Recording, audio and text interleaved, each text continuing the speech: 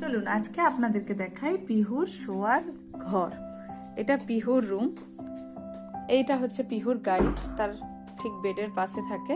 এটা আলমারি, এখানে তার পাপা শুয়ে, তারপরে তার মাম্মা শুয়ে, তারপরে পিহু শুয়ে। এবার বলতেই পারেন যে আমাদের বিছানা এরকম, পিহুর এরকম। পিহুকে রাতে আমি ডাইপার পরাই না, কারণ খুব কম সে টয়লেট করে, সেই জন্য ডাইপার পরাই না এবং আমার অভ্যাস হয়ে গেছে। তো ওকে এরকম পেপারে, একটা পেপার পাত দিয়ে পেপারের উপর এরকম কাপড় কাঁথা দিয়ে তারপরে তাকে শোয়াই। আর সে কোনো বালিশ মাথায় দেয় না। এতগুলো টেডি বিয়ারের সাথে সে ঘুমায়। তো পাশে দেখছেন একটা বুক, এইটা হচ্ছে ফ্রুটসের বুক, ভেজিটেবলসের বুক এটা। তো এই ভেজিটেবলসগুলো রাতের বেলায় সে শোয়ার আগে দেখে, একটু কথা বলে, দিয়ে ঘুমায়।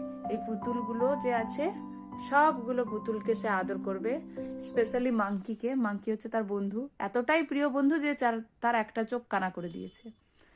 আর সে পাশে আরেকটা বই, কাপড়ের বই দেখছেন, ওটাও সে একটু দেখে।